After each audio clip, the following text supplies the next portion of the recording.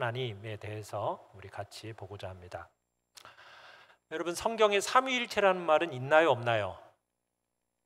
삼위일체라는 말은 없습니다. 하지만 성경에 삼위일체를 증거하고 있는 내용들은 참으로 많습니다.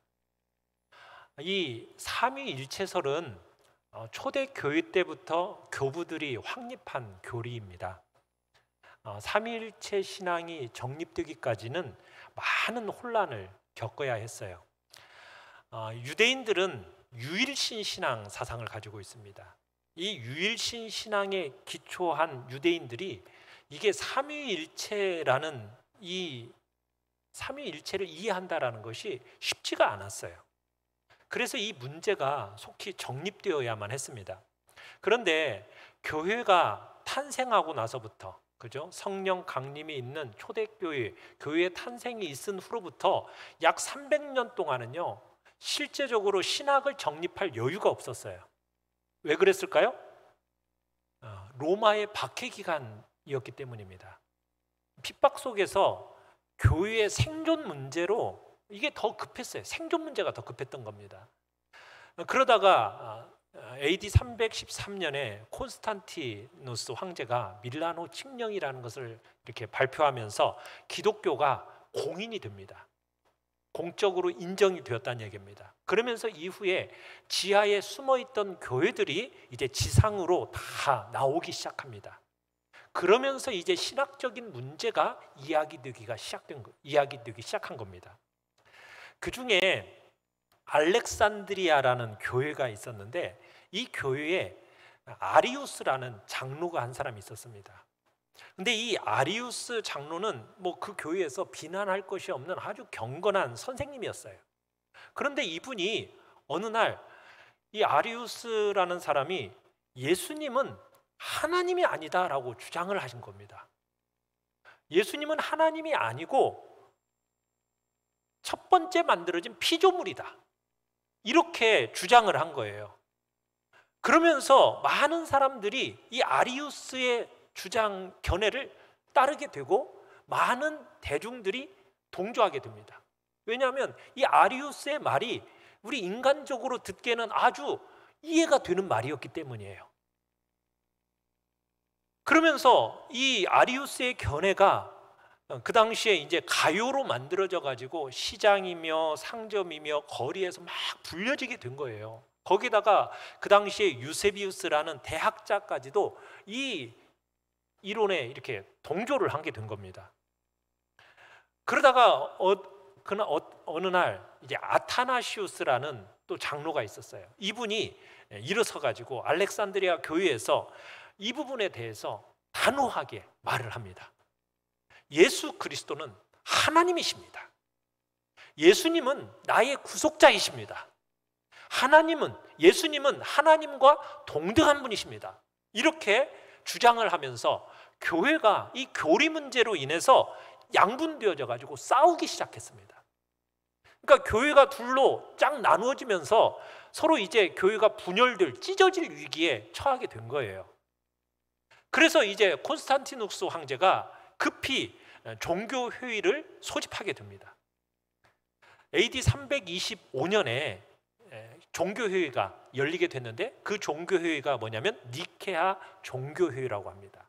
이 니케아 종교회의에 300명 이상의 초대교회 감독들이 참석하게 됐어요. 근데 이 사람들이 이미 오래전부터 예수님을 믿는다는 이유로 박해를 받았기 때문에 몸이 성한 사람이 그렇게 많지가 않았었어요. 기독교가 공인되기 이전에 얼마나 박해가 심했는지를 알 수 있었던 거죠. 그러다가 이 300명의 사람들이, 이상의 사람들이 수없는 논쟁 끝에 이 아리우스 장로의 견해가 잘못되었다라고 하면서 이단으로 규정을 합니다. 그래서 아리우스파는 이단으로 규정이 되어지고 정주되어집니다. 그러면서 이 니케아 종교회의를 통해서 처음으로 예수 그리스도는 하나님이시다라는, 그래서 예수 그리스도의 신성이 이제 신앙으로 선포되어지는 이제 참된 설명이 이제 되어졌던 게 바로 이제 니케아 종교회의입니다. 이 니케아 종교회의의 이 삼위일체 교리가 이어져 내려오면서 이게 이제 칼빈, 이 칼빈이 말하는 이 오늘 말하는 이 삼위일체 교리는 이 당시 초대교회에서 물려받은 신앙을 그대로 이제 가지게 된 거예요. 이 칼빈 당시에도 마찬가지예요. 아리우스적인 주장을 하는 사람들, 그것에 동조하는 사람들이 그 당시에도 일어났어요. 특별히 세르베투스라는 사람이 있었는데 이 사람은 반삼위일체설을 퍼뜨렸습니다. 그러면서 이제 칼빈도 이 기독교 강요를 통해서 이 혼란한 종교개혁 시대에 있어서 초대교회 연장선상에서 다시 삼위일체 교리를 다시 한번 세우고, 우리가 믿는 하나님이 어떤 하나님이냐, 우리가 지금까지 이 기독교 강요를 쭉 오면서 뭐에 대해서 지금 계속 얘기하고 있습니까? 우리가 인간이 하나님을 알 때 참된 행복을 누리는데, 하나님을 우리 인간이 제대로 알지 못함으로 많은 부분들이 오해가 생겨지고, 그러면서 인간 스스로 만들어낸 우상하고 끊임없이 대치한다는 내용을 얘기했었어요. 그러면서 이제 하나님이 누구이신가에 대해서 이제 드디어 삼위일체 교리를 통해서 우리에게 이야기하고 있는 겁니다. 자, 제1절을 우리 같이 한번 읽어보겠습니다. 자, 천천히 같이 한번 읽어보죠. 시작. 정통 교부들이 사용한 삼위일체 교리는 하나님의 존재 방식을 설명하고 이단들의 말을 막는 데 탁월한 것입니다.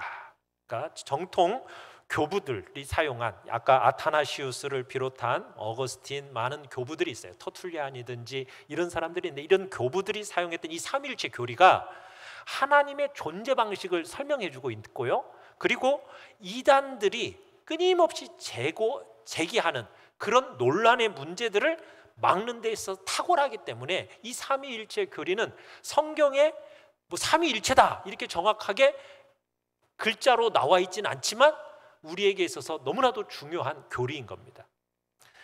여러분, 하나님의 본성이라는 것은 우리가 감히 다 살펴보고 이해하거나 설명할 수 있는 게 아니에요. 그렇죠?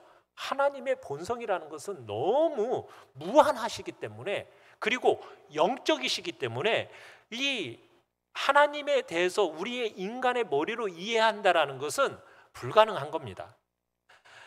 그러나 여러분들, 하나님의 이 무한하심을 우리 인간의 잣대로 하나님을 잰다, 이건 너무나도 두려운 일이에요. 하나님이 영이시다라는 이 사실 속에서 하나님은 어떤 세속적이지도 아니시고 육신적이지도 않다라는 그런 세속적이거나 육신적인 상상에 빠지지 않도록 도와주는 것이 하나님의 영이시다라는 이런 부분입니다. 하나님은 우리 인간으로서는 도저히 파악할 수 없는 분이세요. 그러면서 이 땅 위에 또 충만하신 분입니다. 그런데 우리 인간들은 이 더딘 마음을 가지고 있기 때문에, 그리고 자꾸 땅에 집착하는 존재들이잖아요. 그러다 보니까 하나님께서는 성경에서 우리의 이 게으름과 무기력함을 흔들어 깨우시기 위해서 자신의 거처가 어디에 있다라고 자꾸 말씀을 하시죠? 하늘에 있다라고 말씀을 하시는 거예요. 하나님은 땅 위에도 충만히 거하고 계시지만 우리의 인간의 마음이 자꾸 어디에 집착하니까, 땅에 집착하니까 우리의 마음을 땅에 집착하지 말고 좀 하늘에 두라는 표현으로서 하나님은 하늘에 계신다라는 표현을 쓴 거지, 꼭 하나님은 땅에 없고 하늘에만 계신다라는 얘기를 하고 있는 게 아니란 얘기입니다. 또 성경에서 보면은 마치 하나님이 손, 발, 입, 귀, 눈 이런 것이 있는 것처럼 표현이 되어져 있죠. 그러니까 하나님은 그러면은 우리와 똑같은 인간의 모습이실까요? 그건 아니에요. 왜 그런 묘사를 했겠어요? 그건 마치 이런 겁니다. 어머니가 아이들에게 말할 때 우리 어른식으로 얘기하면 애들이 알아들어요? 못 알아들어요? 못 알아들어요. 그러니까 어떻게 해요? 그 아이의 수준에 맞추어서 얘기를 해야 되는 거잖아요. 그와 마찬가지로 하나님께서도 우리에게 하나님 수준에서 말하면 우리들이 못 알아들으니까 우리의 수준까지 낮추셔서 우리에게 말씀하신 거예요. 그래서 마치 하나님이 눈, 귀, 코, 입, 발이 있는 것처럼 표현한 거지, 하나님이 꼭 눈, 코, 귀, 발이 있는 게 손이 있다, 그 얘기를 하는 게 아니라는 얘기입니다. 자신을 무한하게 우리의 수준에 낮게 내려오셔서 말씀하시기 위해서 성경에 그렇게 표현했다라는 거예요. 그래서 하나님께서는 자신이 우상들과는 좀 더 정확하게 구별시키기 위해서 다른 특별한 표지로서 자신을 지칭해 내셔요. 그러니까 자신을 유일하신 하나님 이렇게 선언을 하시잖아요. 하나님은 유일하신 하나님이세요. 동시에 명백하게 자신을 또 뭐라고 하느냐, 삼위 하나님이다, 그렇게 삼위 하나님으로 바라보도록 제시해 놓고 계십니다. 여러분이 그래서 하나님은 유일하신 하나님이시지만 삼위 하나님이시다라는 것을 여러분들이 깨달아야 돼요. 이걸 깨닫지 못하면은 그냥 하나님의 이름이라는 건 그저 부르긴 부르는데 헛되게 여러분의 그냥 머릿속에 맴도는 그런 얘기만 하는 거지 하나님에 대한 참된 지식은 얻을 수가 없어요. 그래서 여러분들이 유일하신 하나님이지만 그는 삼위 하나님이시다라는 걸 여러분들이 마음속에 새기셔야 된다는 거예요. 자, 그러니까 또 삼위 하나님이라고 얘기를 하니까 사람들이 또 하나님에 대해서 오해를 해요. 어떤 식의 오해가 있느냐면 네 가지 정도로 이렇게 정리해 볼 수가 있는 게, 어떤 오해가 있냐면, 첫 번째는 성부만이 하나님이시다, 그리고 성자 성령은 부족한 하나님이다라는 생각을 가지고 있어요.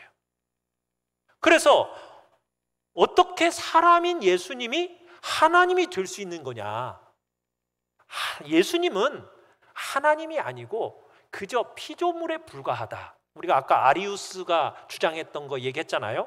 그런 식으로 생각하게 되는 거예요. 또 성령 하나님도 어떤 지정의를 가진 인격적인 존재로 여기지를 않고 그냥 성령 하나님도 그냥 어떤 능력, 영향력 이런 정도로 생각하는 경향이 있다라는 거예요. 이건 오해입니다. 이건 잘못된 거예요. 두 번째, 성부, 성자, 성령 하나님을 모두 다 하나님이라고 하니까 또 사람들이 뭐라고 생각해요? 하나님이 그러면 세 분이신가? 그래서 세 분의 하나님이 계신다라고 오해합니다. 이걸 가리켜서 삼신론이라고 그래요. 여러분, 하나님이 세 분이세요? 아닙니다. 이것도 오해하고 있는 겁니다. 세 번째, 하나님은 유일하신 본질을 가지고 계시는데 이게 이 본질을 성부, 성자, 성령이 3등분, 셋으로 분할해서 각각 그 본질을 나누어 가지고 있다, 또 이렇게 생각하는 사람들이 있어요. 그러다 보니까 성부, 성자, 성령이 각각 그 본질을, 하나님의 본질의 일부만 소유하다 보니까 이 하나님은 어떤 하나님이 되는 거예요? 온전한 하나님이 아니라 부족한 하나님이 되어버리는 거죠. 여러분, 이것도 오해입니다. 이것도 잘못된 생각이에요. 네 번째는 삼위, 성부, 성자, 성령, 이 하나님은 한 분이시라고 하니까 이 한 분에 초점을 맞추다 보니까 이 한 분이 다양한 모습으로 나타난 거다. 구약시대 때는 그 하나님이 성부라는 이름으로 불려진 거고, 신약시대 때는 인간의 모습으로 그 하나님이 오셔가지고 성자가 된 거고, 그리고 교회시대 때는 그 하나님이 성령으로 나타나신 거다 하면서 이걸 주장하는 양태론이라는 게 있습니다. 이거 맞아요, 틀려요? 이것도 틀립니다. 오해입니다. 이것은 삼위의 구별도 없고 삼위의 순서도 아무런 의미가 없는 내용이 돼버리는 거예요. 여러분, 이런 오해의 위험에서부터 우리를 지켜주기 위해서 만든 말이 뭐냐? 그게 뭐라고요? 삼위일체예요. 삼위일체. 그러니까 성경의 진리를 좀 더 쉽고 분명하게 해주고 또 거짓 교사들의 가르침을 폭로하는데 아주 쓸모있는 말이 뭐라고요? 삼위일체라는 말입니다. 자, 그러면 삼위일체의 교리는 도대체 뭐냐? 여러분, 삼위 하나님은 단일한 본질을 소유하고 계십니다. 단일한 본질.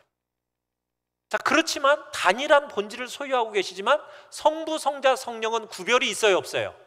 구별이 있습니다. 서로 구별되는 분이에요. 각자의 인격적으로 존재하시는 분이세요.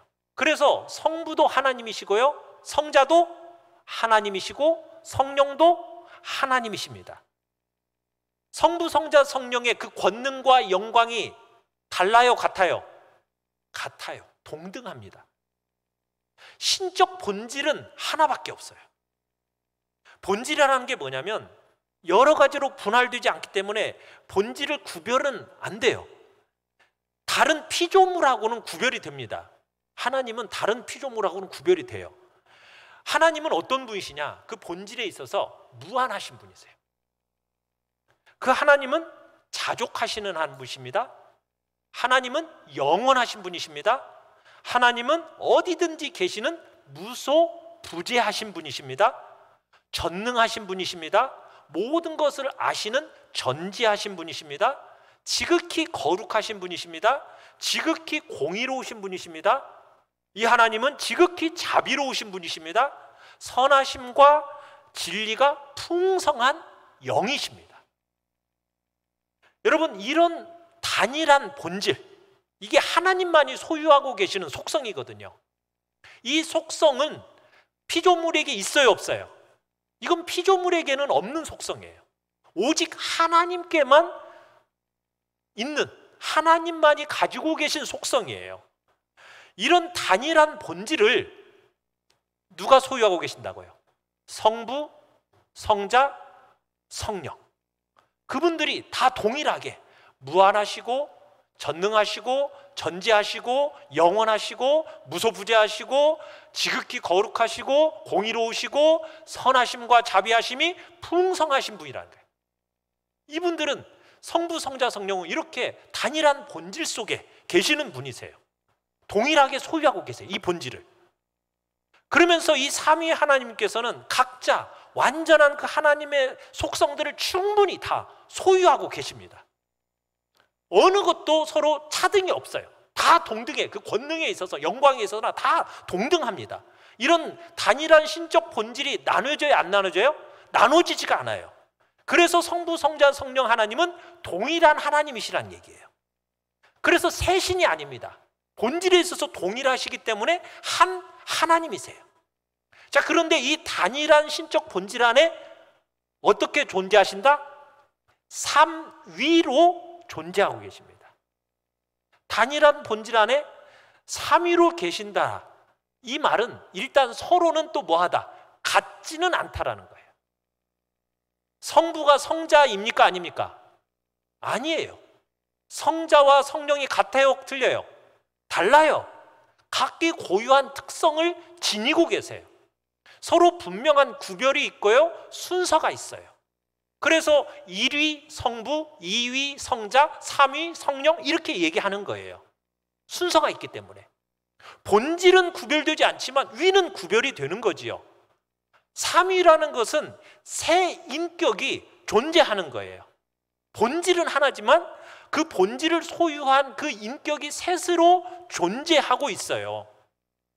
그런데 그 본질 안에서 그 3위 세 인격이 서로에 대해서 순종을 합니다.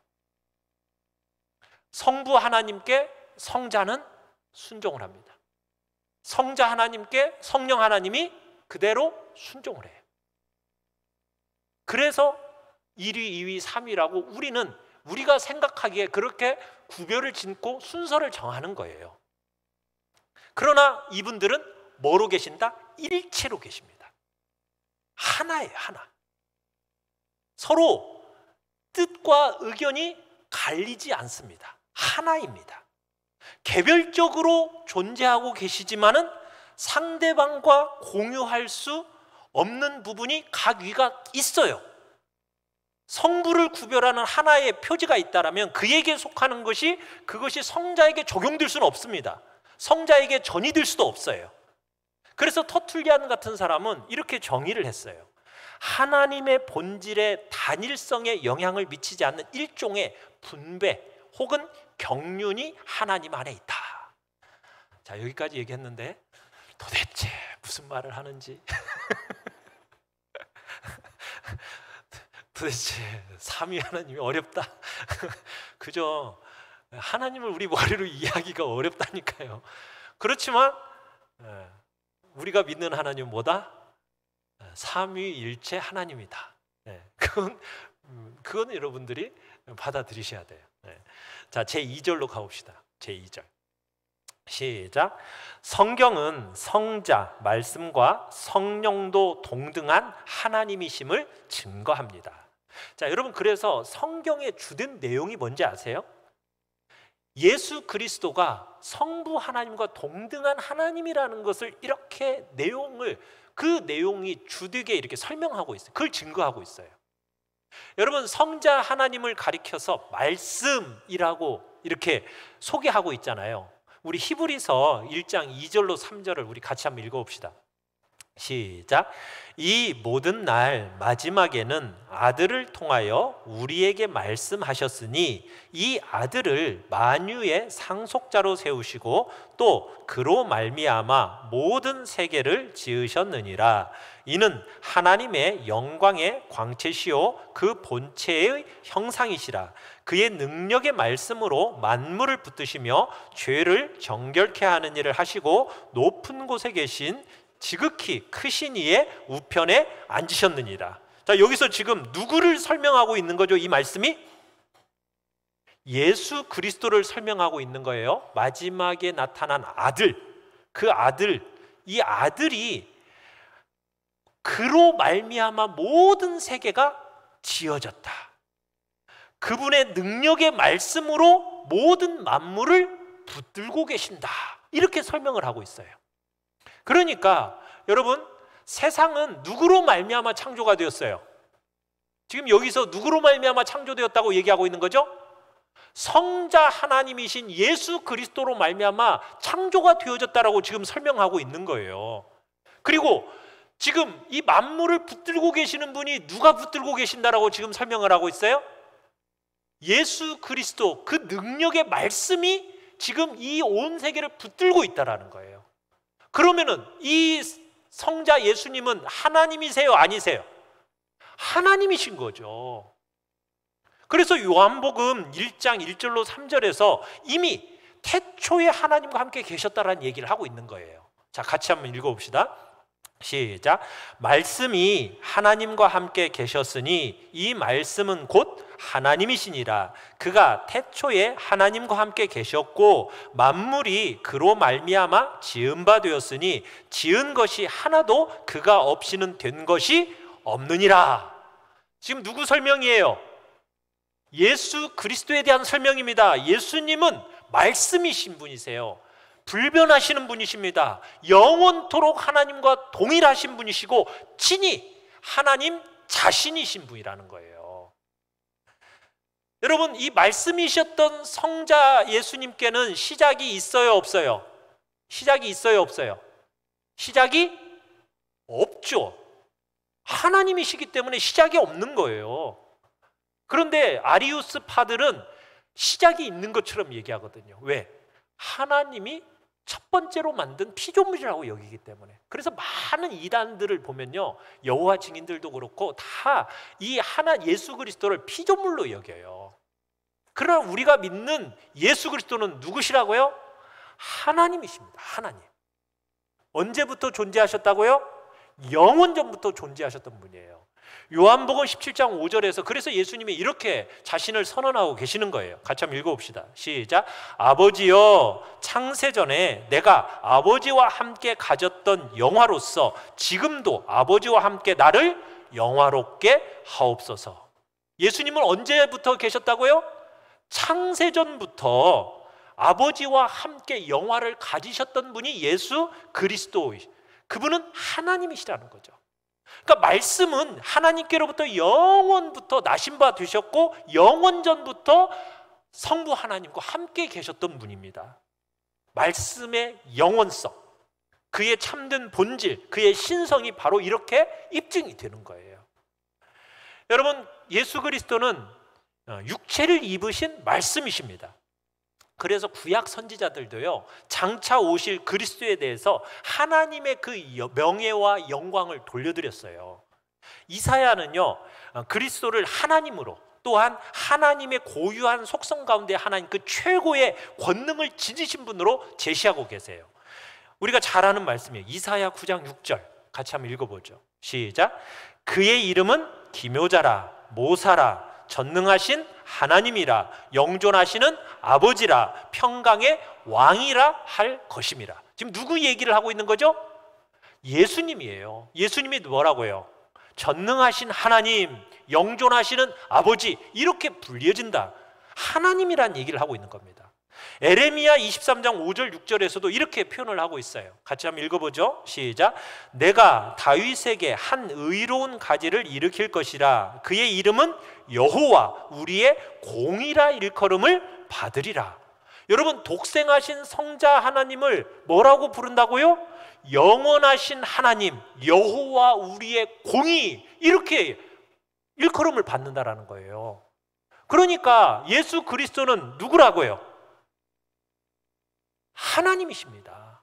여호와라고 불리우시는 하나님이라는 거예요. 그러니까 성자 하나님은 신약에서 성육신하시기 이전에도요, 이미 구약에서 인간의 모습으로 자신을 드러내 보여주셨어요. 곳곳에서 그런 장면들이 나와요. 하나님으로 이렇게 불려지는 장면들이 나오거든요. 근데 그 불려지는 존재들은 천사가 아니에요. 천사를 하나님이라고 부르지 않죠. 누구예요? 그 천사는 천사로 보여진 것 같아요. 그분은 바로 하나님이에요. 누구? 성육신하기 이전에 이 땅에 미리 자신을 인간의 모습으로 보여주신 성자 하나님이셨던 거예요. 야곱이 야복강가에서 씨름을 했죠. 여러분, 거기서 씨름을 했는데 누구하고 씨름했죠? 천사와 겨루어 이겼다라는 표현을 해요. 자, 그러면은 우리는 천사하고 지금 싸워서 정말 야곱이 이겼구나, 그래서 이스라엘이라는 이름을 얻었구나, 그리고 그곳을 가리켜서 분이엘이다라고 하는데요. 여러분, 왜 분이엘이라고 거기를 이름을 지었는 줄 아세요? 창세기 32장 30절에 보면 뭐라고 야곱이 얘기하느냐면, 내가 하나님과 대면하여 그를 보았다 얘기하고 있어요. 하나님과 대면해서 봤다라는 거예요. 그러면은 야곱의 고백 속에서 야곱이 만난 분이 천사예요, 하나님이에요? 하나님인 거죠. 창조함을 받은 천사가 아니라 충만한 신성을 지니신 하나님이셨다라는 것을 밝혀주는 거예요. 그러니까 그리스도는요, 유대인들 가운데서 언제나 경배를 받으신 그 동일하신 하나님, 여호와라는 이름으로 불림받고 있었다는 얘기입니다. 그래서 신약시대에 나타난 성자 예수 그리스도는 구약시대 때 여호와 하나님으로 불려졌던 성자 하나님이시다라는 것을 우리들이 믿고 받아들이는 거예요. 여러분, 신약 성경에는 이런 것들이 무수한 증거들이 질비해요. 사도들은 구약에서 장차 오시기로 예언되었던 그 하나님이 바로 예수 그리스도십니다 라고 증거를 합니다. 자, 로마서 14장 10절로 11절을 우리 같이 한번 읽어보겠습니다. 시작. 우리가 다 하나님의 심패한 대 앞에 서리라. 기록되었으되 주께서 이르시되 내가 살았노니 모든 무릎이 내게 꿇을 것이요 모든 혀가 하나님께 자백하리라 하였느니라. 여기서 기록되었으되, 여기 이 말씀은 이사야 45장 23절의 말씀이에요. 근데 이 말씀을 누구에게 지금 적용시키고 있는 거예요? 예수님께 적용시키고 있는 거예요. 그러니까 이사야서에서는 하나님께서 자기 자신에 대해서 이 말씀을 예언하셨는데, 예수 그리스도께서 이것을 자기 스스로 드러내 보이시면서 결국 예수 그리스도가 누구라는 것을 지금 증명해내고 있는 겁니까? 자신이 하나님이시다라는 것을 증명해내고 있는 거예요. 그러니까 예수 그리스도께서는 찬양과 영광을 받으실 존귀하신 하나님이다라는 것을 사도들의 증거가 정말로 헤아릴 수 없이 많습니다. 신약성경 여러분들이 읽어보면은 예수 그리스도는 누구라는 거예요? 하나님이시라는 거예요. 그래서 바울은 노골적으로 얘기를 해요. 로마서 9장 5절에서 뭐라고 얘기냐면, 세세에 찬양받으실 하나님, 누구를 가리켜서 얘기하는 거예요? 예수 그리스도를 가리켜서 그렇게 얘기하는 거예요. 그러니까 하나님 예수 그리스도의 신성을 노골적으로 선포하는 거죠. 우리가 잘 아는 빌립보서 2장 6절로 7절에서는 뭐라고 얘기하고 있습니까? 같이 한번 읽어보죠. 시작. 그는 근본 하나님의 본체시나 하나님과 동등됨을 취할 것으로 여기지 아니하시고 오히려 자기를 비워 종의 형체를 가지셨다. 그러니까 예수 그리스도는 누구라는 거예요? 하나님의 본체라는 거죠. 근본 하나님의 본체라는 거예요. 하나님과 동등된 존재라는 거예요. 이걸 얘기하고 있는 거예요. 그래서 사도 요한도 요한일서 5장 20절에서 예수 그리스도를 가리켜서 참 하나님이시요 영생이십니다 라고 증거를 해요. 여러분, 부활하신 예수 그리스도를 도마가, 그 의심 많던 도마가 딱 만나자마자 뭐라고 신앙 고백하죠? 나의 주님이시요 나의 하나님이십니다 라고 고백을 하는 거예요. 공개적으로 선언을 합니다. 그러니까 예수 그리스도야말로 자신이 항상 경배를 드린 그 유일하신 하나님이심을 고백을 하고 있는 겁니다. 여러분, 이뿐만이 아니에요. 예수님의 그 특별한 사역들, 이적들, 이것들이요 다 예수님이 하나님이심을 증명하고 있는 거예요. 이게 더할 나위 없는 증거들이 많이 있어요.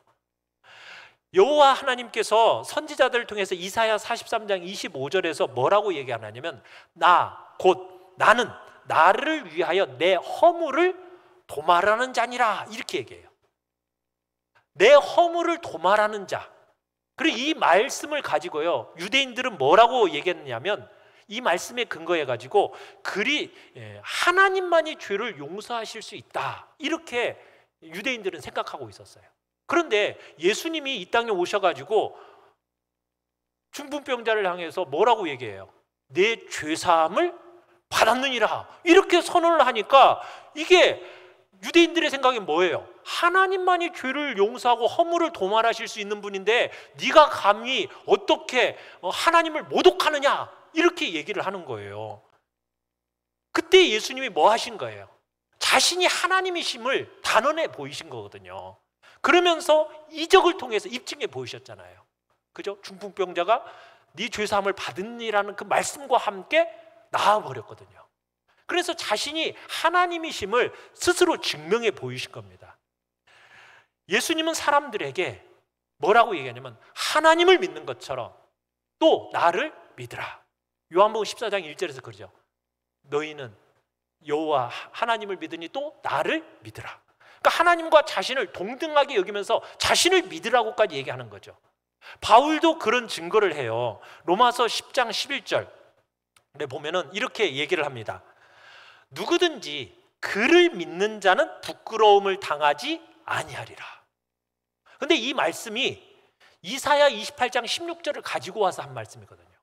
그러니까 하나님을 믿는 자는 부끄러움을 당하지 아니하리라는 이 말씀을 예수님을 대입해서 사용한 거예요. 예수님을 믿는 자는 부끄러움을 당하지 아니한다. 그러면서 예수님이 바로 예수 그리스도가 하나님이심을 증명해내는 겁니다. 신약에서 믿음에 비롯되는 이 기도, 여러분 기도를 예수 그리스도께 드려지고 있어요. 여러분 기도야말로 이건 하나님의 특별한 위엄에 속하는 거잖아요. 그러니까 구원을 얻기 위해서 여러분 예수 그리스도의 이름을 부른다라는 것은 결국 그가 여호와 하나님이라는 것을 얘기하고 있는 겁니다. 예레미야 9장 24절에서는 여호와 하나님이 뭐라고 했냐면 너희는 나를 아는 것만을 자랑하라고 얘기해요. 그랬더니 바울이 빌립보서에 가서는 뭐를 얘기해요? 그리스도를 아는 지식을 자랑한다라고 얘기해요.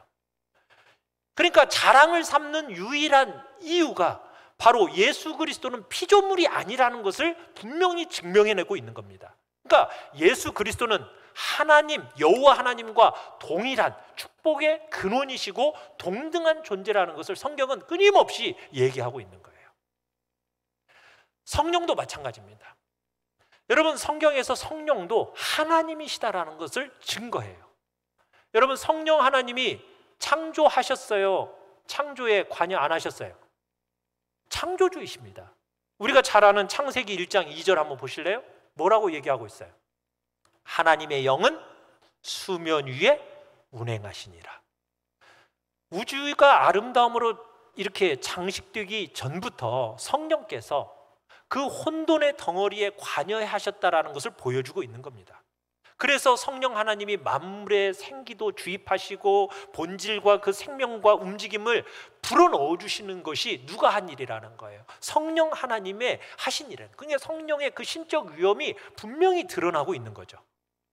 그래서 이 성령 하나님이 죽은 우리 영혼을 어떻게 하세요? 다시 살리는, 중생을 일으키는 역할을 이 성령 하나님이 하시는 거예요. 그러면서 자식이 자신의 능력으로 중생을 일으키시는 거거든요. 그리고 우리의 미래의 영생을 또 이렇게 베푸시는 주체가 바로 성령 하나님입니다. 그러니까 오직 하나님에게만 속한 기능들이 바로 이 성령에게 있다라는 것을 나타내 보여주면서 바로 이 성령 하나님이 성부, 성자와 동일한 하나님이시다라는 것을 증명해내고 있는 겁니다. 여러분, 피조물 중에 하나님의 모사가 될 존재가 있어요, 없어요? 모사가 될 존재가 없어요. 그런데 고린도전서 2장 10절에서 성령님은 어떤 분이라고 얘기하고 있어요? 모든 것, 곧 하나님의 깊은 것까지도 통달하시는 분이다 라고 설명을 하고 있어요. 여러분, 우리를 의롭게 만드시는 분이 누구시죠? 성령 하나님이 우리를 의롭게 만들어 주십니다. 능력과 우리를 거룩하게 성화시켜 주시고 진리와 은혜, 또 선하고 좋은, 생각할 수 있는 모든 선한 것들이 누구로부터 우리에게 주어지는 거예요? 성령으로부터 나와서 우리에게 주어지는 겁니다. 그래서 고린도전서 12장 11절에서 이렇게 얘기해요. 우리 같이 한번 읽어보죠. 시작. 이 모든 일은 같은 한 성령이 행하사 그의 뜻대로 각 사람에게 나누어 주시는 것이니라. 그러니까 우리에게 주어지는 모든 좋은 것들, 은사들 다 누구로부터? 성령님으로부터 나와서 우리 각 사람들에게 나누어 주시는 거예요. 그러니까 바울은 성령께 신적 권능이 있다는 것을 분명히 가르쳐 주시고 성령님이 바로 본체로 하나님 안에 거하신다는 것을 보여주고 있는 것입니다. 바울은 또 고린도전서 3장 16절에서 이런 얘기를 해요. 너희가 하나님의 성전인 것과 하나님의 성령이 너희 안에 거하시는 것을 알지 못하느냐. 자, 우리가 안에 누가 거하신다고요? 성령님이 거하심으로 말미암아 우리의 이 육체가 뭐가 되었다라고 얘기하고 있어요? 하나님의 성전이 되었다라고 얘기하고 있어요. 그런데 구약 성경에 보시면요, 하나님께서는 끊임없이 어떤 약속을 하고 계시냐면 우리를 택하셔서 자신의 성전, 하나님을 위한 성전으로 삼으시겠다라고 자주 약속하셨습니다. 이 약속이 그런데 어떻게 성취가 된 거예요? 우리 안에 성령을 보내주셔서 우리 속에 성령이 거하심으로 말미암아 그 약속이 성취가 된 거예요. 그러니까 성령 하나님은 바로 여호와 하나님과 동등한 분으로 우리 안에 거하시는 하나님이시라는 거죠. 베드로가 아나니아 삽비라 사건에서 아나니아가 거짓말을 하잖아요. 그러니까 성령을 속인 사실을 가리켜서 책망하면서 베드로가 뭐라고 얘기해요? 내가 사람을 속인 게 아니라 누구에게 거짓말한 거다? 하나님께 거짓말한 거다. 이렇게 얘기를 하고 있어요. 그러니까 바로 성령 하나님은 바로 하나님이신 거죠. 선지자들이 예언서에서 무슨 말을 할 때마다 뭐라고 얘기해요? 만군의 여호와의 말씀으로 이르노라, 이렇게 얘기를 하죠. 신약 시대에 와서 그리스도와 사도들도요, 이 말씀들을 할 때 뭐라고 얘기해요? 성령께서 하신 것으로 가르친다라고 이렇게 얘기해요. 그러니까 모든 게 지금 성령 하나님은 성부, 성자와 동등한 하나님이시다라는 걸 얘기하고 있는 거예요. 자, 마태복음 12장 31절에서는 이런 말씀이 있습니다. 같이 한번 읽어보죠. 시작. 사람에 대한 모든 죄와 모독은 사심을 얻되 성령을 모독하는 것은 사심을 얻지 못하겠고. 여러분, 성령을 해치거나 성령을 범하는 일은 용서받지 못할 범죄를 하는 뜻으로서 이 성령님의 신적 위엄을 지금 명확하게 선언하고 있는 겁니다. 그러니까 성자와 마찬가지로 성령 하나님도 동등한 하나님이시다라는 것이 성경에 너무나도 분명하게 증거하고 있다라는 거죠. 제가 무슨 말 하는지 이해가 다 되시죠? 네. 자, 제3절 시작. 삼위로 계신 하나님은 하나이시면서 동시에 서로 구별되십니다.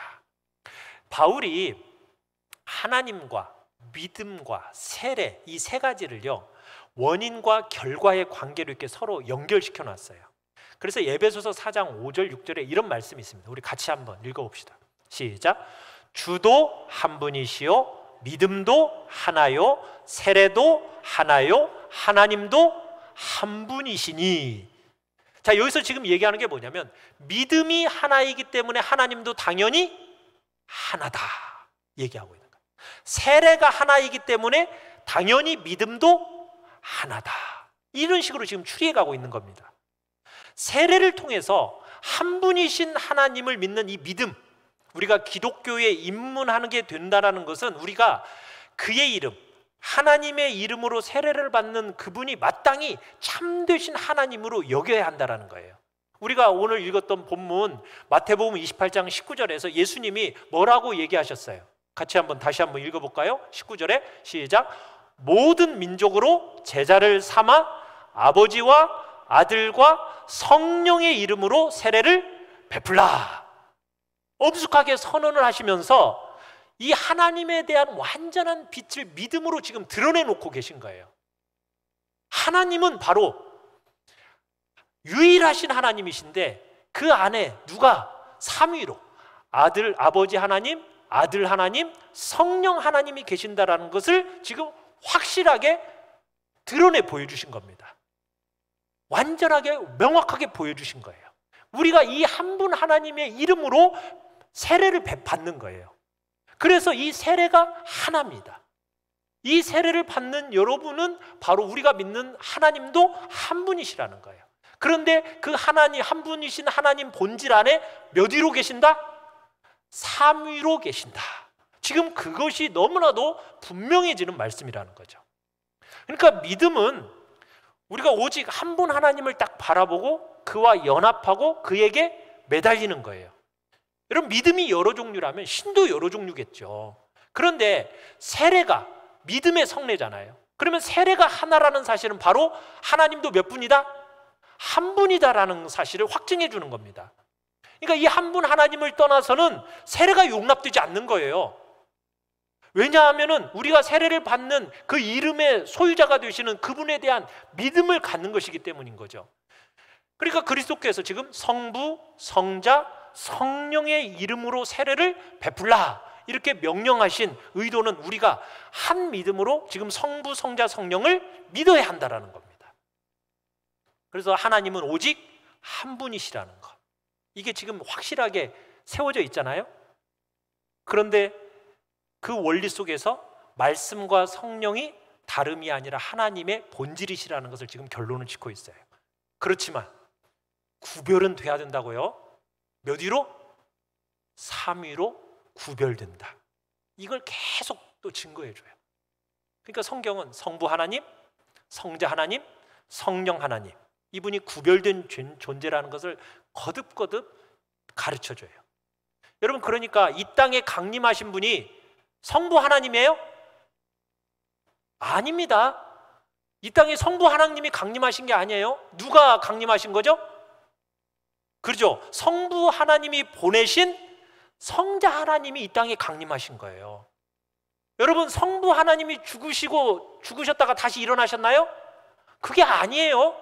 누가 죽으셨다가 다시 일어나셨어요? 성자 하나님이 죽었다가 다시 일어나신 거예요. 이런 구별이 성자께서 육신을 입으신 그때 시작된 게 아니에요. 그 이전에 성자께서는 이미 요한복음 1장 18절에서 본래 아버지의 품속에 있던 독생하신 하나님이 나타나셨다, 이렇게 표현하고 있는 거거든요. 그러니까 그리스도는 본래 아버지 품속에 독생하신 아들 하나님이시라는 거죠. 성령님도 마찬가지예요. 예수 그리스도께서 성령님을 가리켜서 요한복음 15장 26절에서 이렇게 얘기해요. 아버지께로부터 나오시는 진리의 성령, 이렇게 표현해 주세요. 그러니까 성부와 성령이 구별이 되는 거예요. 또 예수 그리스도께서 성령님을 가리켜서 뭐라고 하냐면 다른 보혜사, 이렇게 칭하세요. 그러면서 자주 성령님을 다른 분으로 부르시면서 성령님과 예수 그리스도 자신을 구별해 내십니다. 그러니까 구별이 돼요. 구별이. 삼위 간에 구별이 있다라는 거예요. 그런데 서로 삼위들 간에 관계가 있어요. 그 관계 때문에 이름이 붙여지는 거예요. 관계 때문에. 서로 하나를 이루고 있기 때문에 본질 자체를 의미하는 게 아니고, 그리스도는 자기 자신에 대해서는 하나님이에요. 그렇지만 성부 하나님하고 관계에서는 자기는 뭐가 돼요? 아들이에요. 그래서 성자 하나님이라고 불리는 거예요. 성자와의 관계 속에서도 하나님이 아버지니까 성부 하나님이라고 불리는 거고요. 그러니까 관계 때문에, 서로의 관계 때문에 아버지, 아들, 영 이렇게 되는 겁니다. 그러니까 우리가 한 분 하나님을 믿는다라고 고백할 때 이 하나님이라는 이 이름으로는 뭘 생각하는가 하면, 그래, 단일하고 유일하신 본질을 생각하는 거예요. 그래, 하나님은 단일하고 유일하신 본질의 하나님이셔. 그래서 하나님 하면 부를 때는 여러분들이 그렇게 생각하고 부르는 거예요. 그렇지만 그 안에 본체로는 몇 위로 계신다? 삼위로 계시고, 그 삼위가 각자의 또 역할과 독특한 특성이 있어요.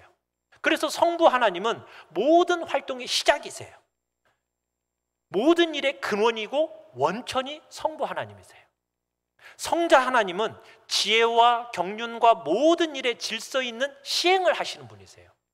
성령 하나님은 그 모든 활동의 능력과 효력을 발휘하시는 분이 성령 하나님이세요. 각자의 역할이 있고 구별이 있고 그 하시는 고유한 특성이 있는 거예요. 그렇지만 그분들은 뭐다? 하나다. 영혼 속에서는요, 전과 후를 찾아볼 수가 없어요.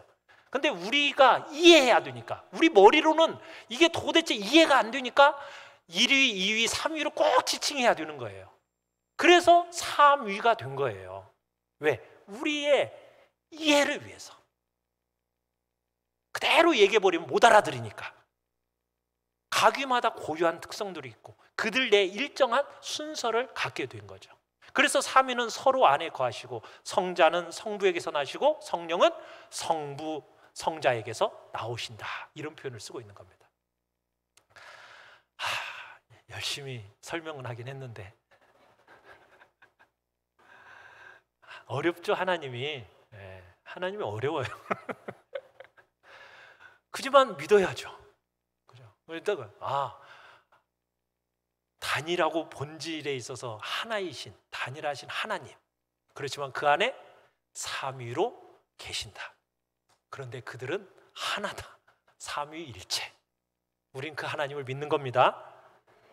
여러분 머리에 깨닫고, 여러분이 믿고 있는 하나님의 지식이 이 지식이어야 돼요. 하나님이라는 이름만이 그냥 머리에 그냥 맴돌고 헛되게 그냥 막 이렇게 돌아가서는 안 돼요. 그럼 이상한 하나님 만들어내면 안 된다니까요. 아까 우리가 오해하는 그 하나님들이 있었잖아요. 이 삼위일체라는 하나님 명확하게 제시되고 있는데, 그 하나 예수님을 가리켜서 내 머리로 이해가 안 된다고 막 예수님을 가리켜서 막 피조물이다라고 얘기하고, 제일 처음에 만들어진 피조물 이런 식으로, 성령님은 막 영향력이다, 어떤 능력이다, 여러분 이렇게 생각하면 안 된다니까요. 또 그냥 또 이 삼위가 또 이해가 안 된다고 가지고 그냥 삼신론으로 생각해서도 안 돼요. 또 그냥 막 본질을 막 셋으로 3등분 해가지고 분할된 하나님, 그래가지고 부족한 하나님인 것처럼 생각해서도 안 되고요. 또 아까 얘기한 것처럼 하나님이 그냥 명칭만 다르게 각 시대마다 그 명칭으로 똑같은 하나님이 나타나신 거다, 양태론적인 하나님을 믿어서도 안 돼요. 우리가 믿는 하나님, 성부 성령 하나님은 본질에 있어서 단일한 본질을 가지고 계시지만 그 안에 고유한 특성을 가지고 계신 삼위로 존재하시고, 서로에 대한 분명한 구별과 순서가 있으시다. 삼위 간의 구별을 나타내는 그 이름들, 삼위들이 서로의 간에 갖는 관계 때문에 성부, 성자, 성령이라고 불려지는 거다. 우리가 이런 삼위일체를 고백할 때, 그래, 우리는 한 분 하나님을 믿는다라고 할 때는 뭐예요? 하나님의 이름으로서 단일하고 유일하신 본질을 생각하시고요, 그 안에 삼위, 곧 새 본체가 계신다. 여러분이 이렇게 하나님을 이해하심으로써 하나님에 대한 참된 지식을 소유하시길 바라요. 성경은 정말 감추어진 신비들을 노안하는 일에 있어서 여러분들이 정말 진지하고 여러분 각별히 정말 삼가는 자세를 가져야 돼요. 안 그러고 경솔하게 막 상상하고 무분별하게 막 해석하면 안 돼요. 철저하게 그 부분에서는 조심해야 됩니다. 사람들의 마음속에 있는 이 호기심이라는 것은요, 굉장히 우리가 호기심대로 막 가버리면 악마의 미궁 속으로 빠져들어 버려요. 그렇기 때문에 여러분들이 우리가 하나님을 찾고 하나님에 대해서 생각할 때는 어디 안에서만 하나님을 생각해야 돼요? 말씀 안에서만 생각해야 돼요. 말씀을 벗어나서는 안 돼요. 하나님이 자신을 드러내 보여주신 이 말씀의 한계를 넘어서서는 안 돼요. 정말 조심해야 됩니다. 왜냐하면 하나님의 본체는 측량할 수 없어요. 우리 인간의 척도를 어떻게 잴 수 있냐고요. 잴 수 있는 게 아니거든요. 그러니까 하나님이 자신을 드러내 보여주신 이 말씀을 근거로 해서만 여러분이 하나님을 찾으시고, 그리고 오직 그 말씀만을 인도자로 삼아서 여러분들이 말하고 생각하고 그 이상을 벗어나지 않기를 간절히 바랍니다.